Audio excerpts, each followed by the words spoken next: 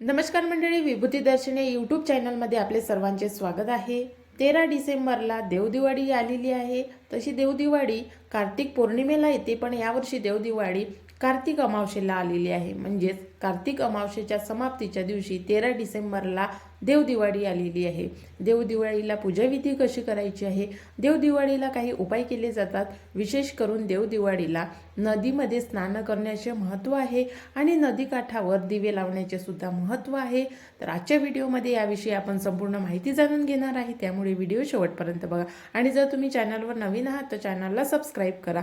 दसरा दिवाळी झाल्यानंतर देवदिवाळी येते आणि देवदिवाळी झाल्यानंतर नागदिवाळी येते। तर नागदिवाळी आणि देवदिवाळी याचे महत्त्व काय आहे तर ते सुद्धा आजच्या व्हिडिओमध्ये आपण जाणून घेणार आहे। त्यासोबतच देवदिवाळीला आपल्या ज्या समस्या आहेत त्या समस्यातून मुक्ती मिळवण्यासाठी आणि आपल्या घरामध्ये धनप्राप्तीसाठी आपल्याला देवदिवाळीच्या दिवशी एक मंत्र जाप करायचा आहे।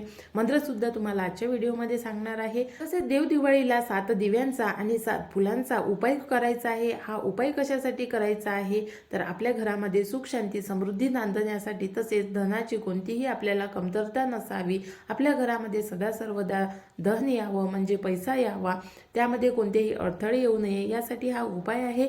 तर उपाय कसा करायचा आहे चला तर मग व्हिडिओद्वारे जाणून घेऊया।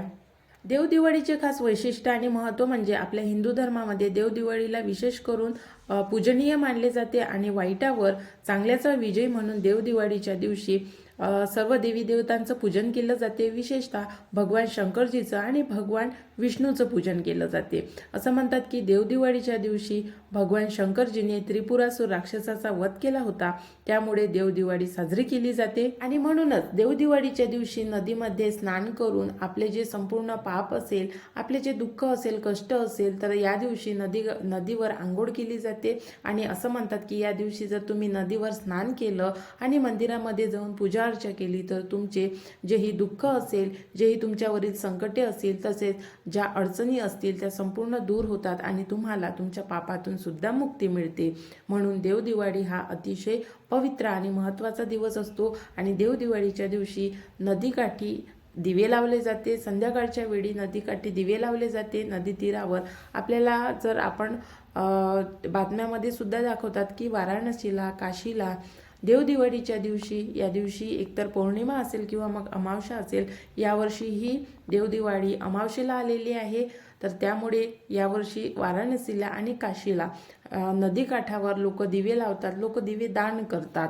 तर आपल्यावरील जेही संकटे असेल, जे दुःख असेल, ते त्या नदीमध्ये त्या दिव्यांसोबत वाहत जावं, हाच त्याच्या मागचा उद्देश असतो आणि म्हणून देवदिवाळी साजरी केली जाते। म्हणून जर तुम्हाला आपले पाप, आपले दुःख कमी करायचे असेल तर अवश्य 13 डिसेंबरला नदीवर जाऊन ब्रह्ममुहूर्तावर आंघोळ करावी, स्नान करावं आणि मंदिरामध्ये जाऊन पूजा अर्चा करावी।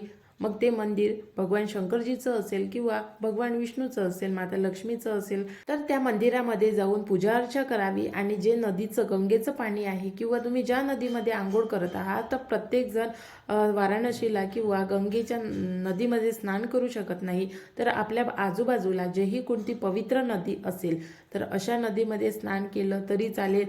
आणि जर तुमच्याकडे तुमची इतकी व्यवस्था नाही आहे की तुम्ही ब्रह्ममुहूर्तावर नदीवर स्नान करण्यासाठी जाऊ शकता, तर मग त्या नदीचं पाणी आदल्या दिवशी आपल्या घरी आणावं आणि घरीच ब्रह्ममुहूर्तावर त्या पाण्याने आंघोळ करावी आणि आपल्या घरीच किंवा आपल्या आजूबाजूला जेही मंदिर असेल त्या मंदिरामध्ये जाऊन पूजा अर्चा करावी।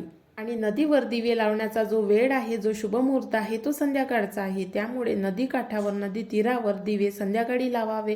आणि दिवे कशाचे लावावे तर पिठाचे, कणकेचे दिवे बनवून तुम्ही 11 दिवे, 21 दिवे, 51 दिवे किंवा 108 दिवे, तुम्हाला तुमचं मन होईल तितके दिवे तुम्ही विसर्जित करू शकता किंवा नदीमध्ये दान करू शकता। तसेच हे दिवे आपल्या घरी सुद्धा लावले जाते। मग त्या दिव्यांमध्ये आपल्याला एक उपाय करायचा आहे, जो 7 फुलांचा आणि 7 दिव्यांचा उपाय आहे।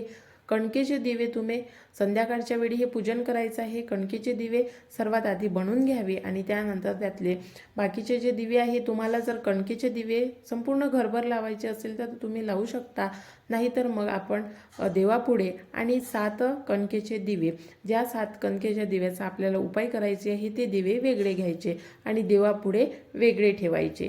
तर हे 7 दिवे घ्यायचे आहे आणि 7 फुले घ्यायची आहे। तर फुले कोणते कोणते पाहिजे, तर देवीला प्रसन्न करणारी फुले वेगळी आहे आणि भगवान शंकरजीला आणि भगवान विष्णूला प्रसन्न करणारी फुले वेगळी आहे। महालक्ष्मीला किंवा देवीला प्रसन्न करणारी फुले म्हणजे कमळाचं फूल, पारिजाताचं फूल आणि पारिजातकाचं फूल, हे जे 3 फुले आहे हे देवीला अतिशय प्रिय आहे। तसेच भगवान शंकरजीला कान्हेराचं फूल अतिशय प्रिय आहे आणि रुईच्या झाडाचं फूल अतिशय प्रिय आहे। त्यामुळे हे जे 2 फुलं आहे तर हे भगवान शंकरजीसाठी आणावे आणि महालक्ष्मीसाठी कमळाचं फूल, पारिजातकाचं फूल तसेच अपराजिताचं फूल आणि भगवान विष्णूला प्रसन्न करण्यासाठी साक्षात आपल्या घरी सर्वांच्या घरी असते ते म्हणजे तुळस। भगवान विष्णूला प्रिय असणारी जे तुळस आहे ते भगवान विष्णूला या दिवशी अर्पण करावी। अर्पण कशी करावी, तर तुळशीचे पानं घ्यावे आणि त्याला कोणत्याही प्रकारचा सुईचा टच न होऊ देता ते पानं आपण त्याचा हार करावा। हार कसा करावा, तर तुळशीची पाने घ्यावी आणि त्या पानांना फक्त धाग्याने बांधावं। मग ही पाने तुम्ही 108 घेऊन हा हार तयार करावा आणि हारामध्ये एक गुलाबाचं किंवा मग कमळाचं फूल असेल तर कमळाचं फूल सुद्धा टाकावं आणि हा जो हार बनवलेला आहे हा भगवान विष्णूला समर्पित करावा, अर्पण करावा। यामुळे आपली जी इच्छा आहे ते नक्कीच पूर्ण होते। त्यानंतर आपल्याला कणकेच्या दिव्यांचा उपाय करायचा आहे। उपाय हा संध्याकाळच्या वेळी करायचा आहे आणि 13 डिसेंबरला करायचा आहे। तर उपाय कसा करायचा आहे, कणकेचे 7 दिवे घ्यायचे आहे, त्यामध्ये तुम्ही तेल टाका किंवा मग तूप टाका, तुपाचा दिवा लावा किंवा तेलाचा दिवा लावा। त्यामध्ये एक म्हणजे ज्या 7 दिव्यांमध्ये आपल्याला 7 लवंगा टाकायचे आहे आणि लवंगा चांगल्या असाव्या आणि अशा पद्धतीने हे दिवे तयार करून घ्यावे। त्यानंतर जी पूजा पद्धती आहे, आपण ज्या पद्धतीने पूजा विधी करतो त्या पद्धतीने देवीची, भगवान शंकरजीची आणि भगवान विष्णूची पूजा अर्चा करून घ्यावी आणि हे दिवे पूजनामध्ये ठेवावे। त्यानंतर हे दिवे पूजनामधले उचलून आपण 7 दिवे हे वेगळे केलेले आहे आणि पूजनासाठी जे दिवे आहे ते पण वेगळे आहे। तर हे दिवे एक्स्ट्रा जे आहे हे आपल्याला पूजन झाल्यानंतर उचलायचे आहे।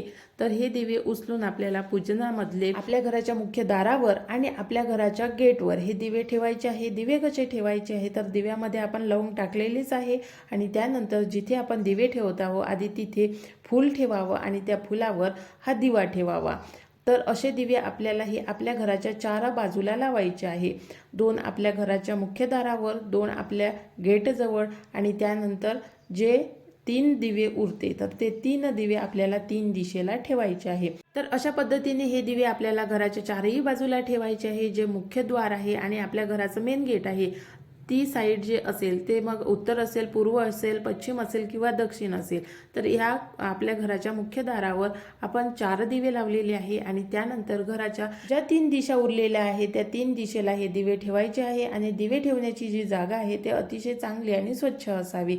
तर अशा प्रकारे हे जे दिवे आहे ते फुलावर आपल्याला ठेवायचे आहे आणि हा उपाय आहे जो उपाय आपल्याला देवदिवाळीला करायचा आहे। अतिशय महत्त्वाचा आणि अतिशय फायदेशीर उपाय आहे। तर या 7 दिव्यांचा आणि 7 फुलांचा उपाय अवश्य करा। फुले याच्यासाठी आहे की आपल्या घरामध्ये जर 4 दिशांपैकी कोणत्याही दिशेमधून लक्ष्मीचा जर वास होत असेल, प्रवेश होत असेल तर लक्ष्मीचं स्वागत या फुलांनी होत आहे।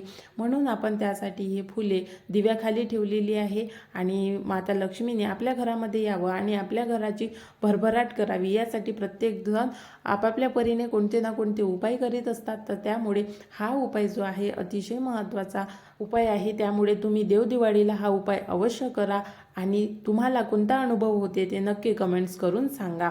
तर आशा करते तुम्हाला आजचा व्हिडिओ आवडला असेल आणि तुम्हाला एक मंत्र सुद्धा सांगायचा आहे। तर मंत्र असा आहे, ओम नमो ह्रीं श्रीं क्रीं श्री क्लीं क्लीं श्री लक्ष्मी मम गृहे धन देही चिंता दूर करोति स्वाहा। हा जो मंत्र आहे हा धनप्राप्तीसाठीचा मंत्र आहे। त्यामुळे हा देवदिवाळीच्या दिवशी 1 माळ आपण अवश्य जाप करावा। 1 माळ जास्त केला तरी चालेल, 1 माळ म्हणजे 108 वेळा होते आणि अशा तुम्हाला जितके जास्त तुमच्या ज्याने बसता येईल किंवा हा मंत्र जाप करता येईल तितका जास्तीत जास्त हा मंत्र जाप करावा, तुम्हाला नक्कीच धनलाभ होईल। तर आशा करते आजचा व्हिडिओ तुम्हाला आवडला असेल। व्हिडिओ कसा वाटला कमेंट्स करून नक्की सांगा आणि व्हिडिओला लाईक करायला अजिबात विसरू नका। सोबतच इतर लोकांपर्यंत सुद्धा जास्तीत जास्त शेअर करा आणि आपल्या चॅनलला सबस्क्राईब करा आणि तुम्हाला जर काही प्रश्न असेल तर कमेंट्स करून नक्की विचारा। नवीन व्हिडिओमध्ये लवकरच भेटू।